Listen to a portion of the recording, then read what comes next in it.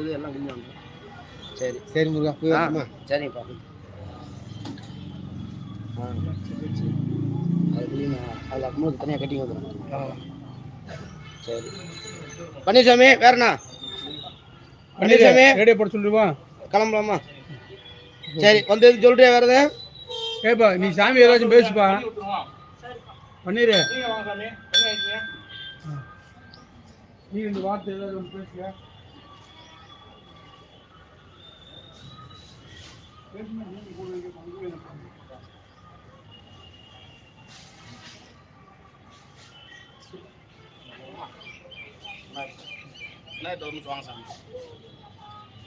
அவனுக்கு வரவா?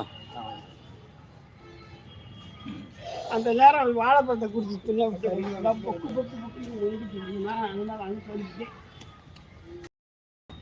அதான் விஷயம், வேற ஒன்றும் இல்லை. வாழைப்பழம் இல்லாம இருந்தா வண்டி உள்ள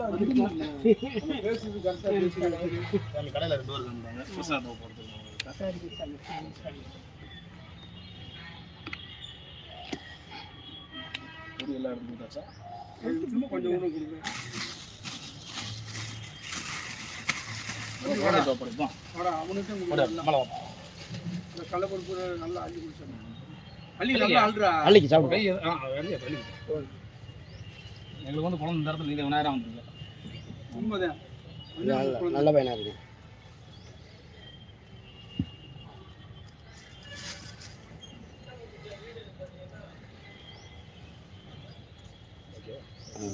அதை க்ளோஸ் பண்ணிடுவோம்.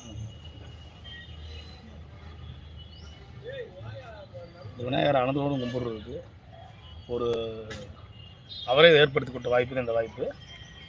என்னென்னா என் கனவுல வந்து நாகதேவதை அம்மா வந்து என்னைய தீண்டவர் மாதிரி வர்றாங்க. அப்போ தெய்வம் வந்து எனக்கு முன்னால் வந்து நிற்கிறாங்க. அந்த குபேரரே வாகனத்தை அனுப்புகிறார். கீரிப்பிள்ளை வாகனமாக வந்து என் கையில் நிற்கிறாங்க. அந்த நாகதேவதை என்னை வேட்டி வரும்போது அந்த கீரிப்பிள்ளை என் கையில் நிற்கும்போது என்ன அறியாமல் அந்த கனவுல ஒரு அதிர்ச்சியாகி எந்திரிச்சிட்டேன். எந்திரிச்சதுக்கப்புறம் அப்புறம் இங்கே வந்து எனக்கு தெரிஞ்ச ஒருத்தர் அழகாவரி பக்கத்தில் புதுக்கோட்டை புதுப்பட்டி ஒரு பூசாரி இங்கே பூவாங்க ஒரு அவர்கிட்ட, ஐயா இங்கே வாங்க, இந்த மாதிரி கனவு வந்துச்சு, இப்படி இருக்குது சூழ்நிலை அப்படின்னு நான் சொல்லி அவர்கிட்ட வந்து எனக்கு இங்கே விநாயகர் இருக்கார், ஒரு துண்ணூறு பூசி ஒன்று சொல்லி கொடுத்தேன். அவர் அதுக்கு இல்லை சாமி சாதாரண இந்த விஷயம் நான் செய்ய முடியாது, அவருக்கு என்ன தேவையா உங்களால் முடிஞ்சதை ஒரு சூடம் ஒரு பத்தி ஒரு விஷயங்களை வாங்கிட்டு வந்து நீங்கள் வைங்க, நான் வந்து உங்களுக்கு பூஜை பண்ணி செஞ்சு கொடுக்குறேன்னு சொல்லி அவர் பூஜை பண்ணி கொடுத்தாரு. பண்ணி விநாயகர்கிட்ட எல்லா விஷயமான அபிஷேகங்களை பண்ணி அர்ச்சனை பண்ணி ஊதி கொடுக்கும்போது ஒரு வார்த்தை சொன்னார், சாமி எங்கெங்கேயே எல்லா தெய்வங்களுக்கும் எல்லா விஷயங்களுக்கும் அங்கங்கே ஒரு சில நிகழ்வுகள் இருக்கேன், இந்த இடத்துக்கு ஒரு நிகழ்வாக அவங்கள கொண்டு வந்திருக்காருன்னு நினைக்கிறேன். அதனால் உங்களால் முடிஞ்ச வரலாம், உங்களால் ஒரு பத்தி ஒரு சூடம் அவர் வந்து அவர் பாதத்தில் வந்து ரெகுலராக வந்து தொட்டு வணங்கிட்டு போயிருங்க, அவர் உங்களுக்கு நிறைவாக இருக்கும், அவரோட ஆசீர்வாதம் உங்களுக்கு முழுமையாக கிடைக்கும் அப்படின்னு அவர் சொன்னார். அதிலேருந்து இப்போ ஒரு 3-4 வருஷமாக அவரோட ஆசீர்வாதத்தில் என்னை இங்கே கொண்டு வந்துட்டு இருக்காரு. அதுவே எனக்கு ரொம்ப மகிழ்ச்சியாகவும் இருக்குது. இந்த ஆசீர்வாதம் வந்து மனநிறைவாக இந்த மார்க்கெட்டை சார்ந்த உறவுகளும் சரி கடைக்காரங்களும் சரி எவ்வளோ குடும்பங்கள் இதை நம்பி வாழ்ந்துருக்கு எல்லாருக்குமே இவரோட ஆசீர்வாதம் ஏகாம ஆசீர்வாதம் மனநிறைவோடு கிடைக்கணும்.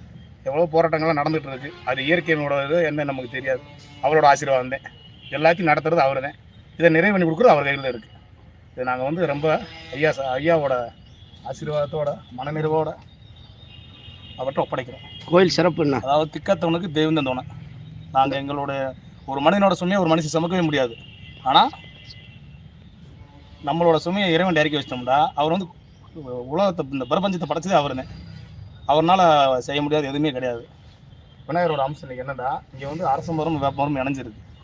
பொதுவாக அரச மரம் வேப்ப மரம் இணைஞ்சிருக்கிறதே வந்து ஒரு அந்த சக்தி கடாட்சி அருள் கடாட்சி நிறையவா இருக்குன்னு அர்த்தம். இவருக்கு வந்து சித்தி புத்தி விநாயகரை இங்கே அமர வச்சுருக்காங்க. இவர் இங்கே அமரும் போது பல போராட்டங்களில் தான் கொண்டு வந்து அவர் அமர வச்சுருக்காங்க. அது அவரோட ஆசீர்வாதத்தில். இதை நாங்கள் எல்லாரோட வாழ்வாதாரத்தை கருதி அவர்கிட்ட ஒப்படைக்கிறோம். வேறு எங்கேயும் எங்களை ஒப்படைக்க முடியாது. எங்களுக்கு திக்கத்தவங்களுக்கு தெய்வம் தான் தோணும், எங்களுக்கு அவர்கிட்ட எங்களை ஒப்படைக்கிறோம்.